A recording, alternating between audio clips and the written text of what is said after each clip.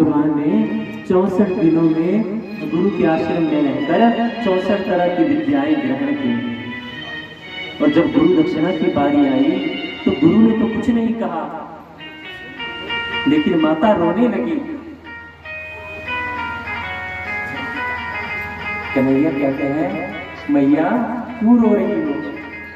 कन्हैया जी की खास बात एक है, हर स्त्री को मैया, अरे मैया, मैया आप क्यों रो रही हो? मैया कहती हैं, बेटा तू यहाँ से चला जाएगा, इतने दिनों में मैं तुम में अपने पुत्र को देखती आई, अब तुम भी चले जाओगे तो कहां से देखूंगी? कहती क्यों मैया, तुम्हारा पुत्र कहाँ है? तुम मुझ में अपने पुत्र को क्यों देखती हो? कहती क्या बताऊं, मेरा एक पुत्र था पुनर्दत्त। संदीपनी ऋषि जी के बेटे का नाम क्या है? पुनर्दत्त।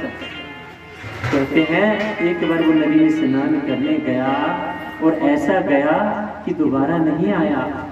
मैं रोती रही, बिलखती रही, लेकिन वो कभी वापस नहीं आया। मधु, भगवान ने कहा, मैया मैं वादा करता हूँ मैं तुम्हारे पुत्र को लेके आऊंगा। भगवान श्री कृष्ण जी बलराम जी के साथ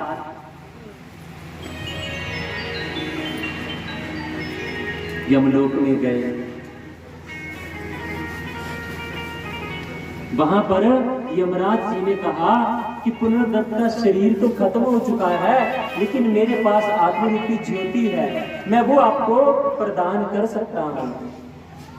भगवान ने यमराज जी से उस दिव्य बालक की आत्मा रूपी ज्योति को लाकर पंच भौतिक शरीर तैयार करके माता को उनका पुत्र वापस लौटाया। जब शिष्य ने आके कहा कि मैया पुनर्दत्त आ रहा है, गुरुदेव पुनर्दत्त आ रहा है, अपनी आंखों पे भरोसा नहीं हुआ, तुरंत भागती हुई माता बाहर आती है, अरे मेरा पुनर्दत्त आ गया, मेरा पुनर्दत्त आ गया। बाहर जाके देखा, पुनर्दत्त भागा हुआ आया और माता के गले लगकर फूट फूट के रोने लगा। अरे बेटा तू कहाँ चला गया था? इतने दिन से तेरी याद में मैं तड़पती रही। पुनर्दत्त कहते मैया अब आ गया ना।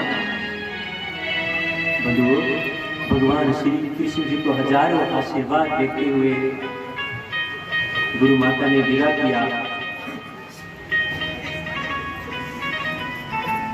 भगवान जी वहां से वापस आए।